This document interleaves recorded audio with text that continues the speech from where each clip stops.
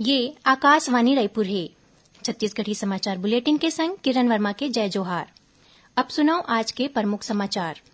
Corona संक्रमण के बाढ़त मामला ला देखत मुख्यमंत्री ह प्रदेशवासी मन ले बचाव के उपाय के कड़ाई ले पालन करे के अपील करिन।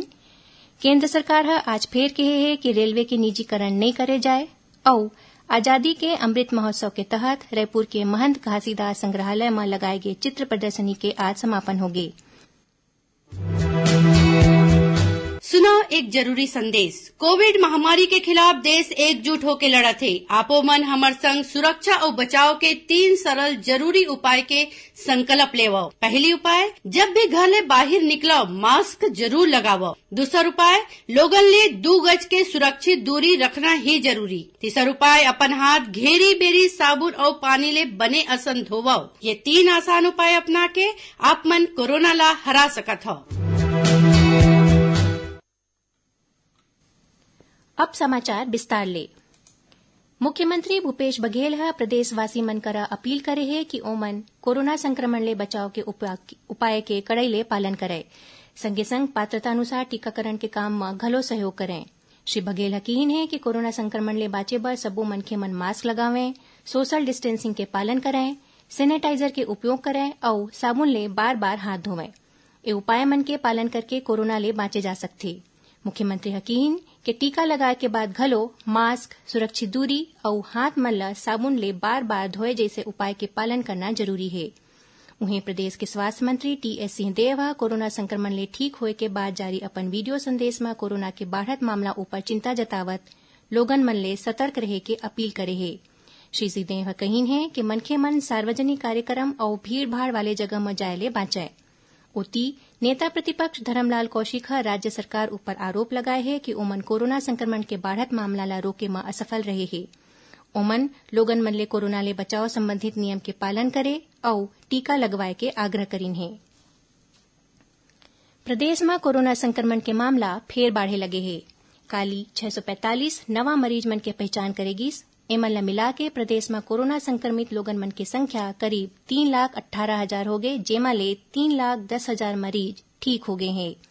वर्तमान में 4,098 मरीज मन के इलाज आने अस्पताल मन में या होम आइसोलेशन में चलत है। यही बीच राजधानी रायपुर कोरोना संक्रमण के एक्टिव मरीज मन के मामला में देश में 5वां स्थान में हवै। उन्हें राज्य स्तरीय डेथ ऑडिट समिति के समीक्षा में पाए गए है कि प्रदेश में कोरोना मरीज की संख्या में ए महीना के तीसरा हफ्ता में बहुत बढ़ोतरी हुए है। पांचू हफ्ता 2,675 कोरोना संक्रमित मरीज मिलिन, जेमा ले 27 लोगन मन के मौत हुए है। समिति के सदस्य डॉक्टर ओ.पी. सुंदरानी कहीन कि सर्दी, खांसी और बुखार के लक्षण आए के बाद 24 घंटा के भीतर कोरोना जांच कराए जाए। ओमन इही कहीन कि 45 या 60 बछर के ऐसन लोगन मन जेमन ला कोनो दूसर बीमारी है ओमन पूरा सावधानी रखे। यही बीच प्रदेश में स्वास्थ्य कार्यकर्ता, फ्रंटलाइन वर्कर्स और आम लोगन मन ला कोविड टीका लगाए जाथे। काली सबले ज्यादा 79,000 ले ज्यादा लोगन मन ला कोरोना के टीका लगाए गिस। उन्हें राजनांदगांव जिला में आज ले कोवैक्सीन टीका लगाए जाथे, जेखर बर जिला में 250 लोगन मन रजिस्ट्रेशन कराए है। प्रदेश में कोरोना संक्रमण के बढ़त मामला ला देखत छत्तीसगढ़ माध्यमिक शिक्षा मंडल है रायपुर के सरकारी स्कूल मन में 9वीं और 11वीं की परीक्षा ऑनलाइन लेहे के निर्णय ले है। जौन स्कूल मन में ऑनलाइन परीक्षा नहीं ले जा सके वहां ऑफलाइन परीक्षा होही। मंडल के ए फैसला के बाद स्कूल प्रबंधन अब अपन स्तर में परीक्षा राखी। केंद्र सरकार आज फेर कहे है कि रेलवे के निजीकरण नहीं करे जाए। रेल मंत्री पीयूष गोयल हकीन कि रेलवे देश के संपत्ति हवै और हमेशा रही। लोकसभा में बछर 2021-22 बर रेल मंत्रालय के अनुदान मांग ऊपर चर्चा में भाग लेवत श्री गोयल बताइन कि केंद्रीय बजट में रेलवे बर 2,15 करोड़ रुपया आवंटित करे गए है। छत्तीसगढ़ी समाचार बुलेटिन आप मन आकाशवाणी रायपुर ले सुनत हो। छत्तीसगढ़ के खबर ले है आपके वास्ता और खबर के विश्वसनीयता ले है हमार वास्ता। आकाशवाणी समाचार रायपुर के प्रादेशिक समाचार बुलेटिन के संगे संग हमार समसामयिक कार्यक्रम आप रेडियो के संग अपन मोबाइल में घलो सुन सकत हो। आकाशवाणी समाचार फेसबुक, ट्विटर और यूट्यूब में घलो हावय। हमार फेसबुक पेज हरे Chhattisgarh news on AIR, Twitter handle CGAIR news और हमार यूट्यूब चैनल हरे छत्तीसगढ़ AIR न्यूज। तो अब रेडियो के संगे संग आपके मोबाइल के माध्यम ले हम आप तक पहुंचत हन। छत्तीसगढ़ के हर खबर पर सुनत रहो आकाशवाणी समाचार। अब आगू बढ़बो बाँचे समाचार कोती। राजधानी के अमृत महोत्सव के तहत रायपुर के महंत घासीदास संग्रहालय में लगाए गए चित्र प्रदर्शनी के आज समापन हो गए। समापन दिवस में प्रश्न मंच प्रतियोगिता के आयोजन करेगीस, जेमा प्रतिभागी मन ह बढ़ चढ़ के हिस्सा लेन। ये प्रतियोगिता में विजेता दुर्ग कॉलेज के टीम बनिस। 5 दिन के आयोजन के दौरान हरेक दिन कतकोन प्रतियोगिता के संगे संग लोक कलाकार मंडहा ले सांस्कृतिक कार्यक्रम के प्रस्तुति घलो देगीस। ये आयोजन भारत सरकार के प्रादेशिक लोक संपर्क कार्यालय, पत्र सूचना कार्यालय और राज्य सरकार के संस्कृति विभाग डहा ले संयुक्त रूप ले करेगे रहीस। केंद्र सरकार के महिला और बाल विकास विभाग डहा ले छत्तीसगढ़ में आज ले पोषण पखवाड़ा मनाए जाथे।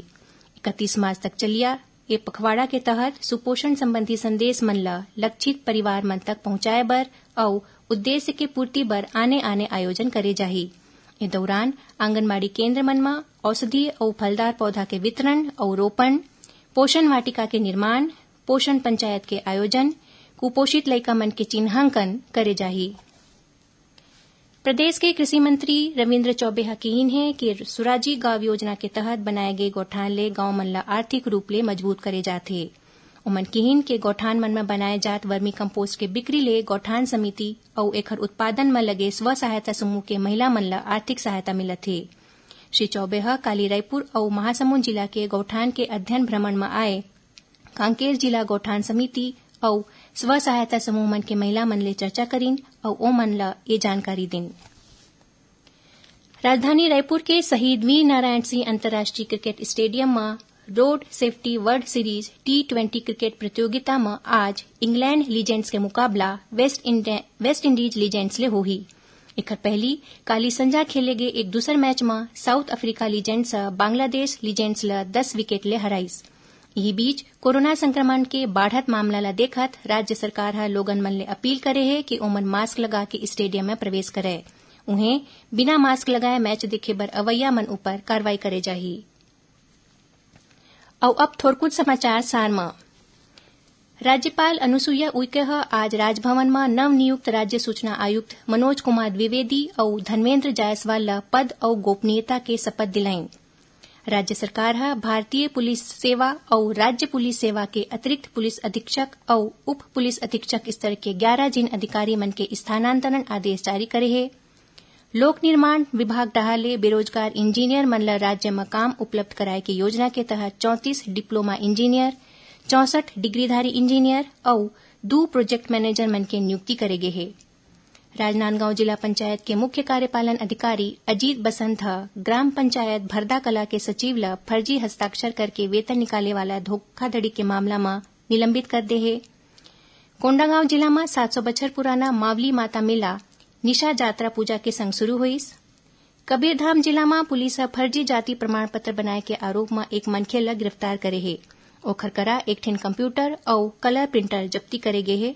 और दुर्ग जिला के ग्राम ढाबा स्थित एक रबर उद्योग में आगी लगेले लाखों रुपया के सामान जल के राख हो गए।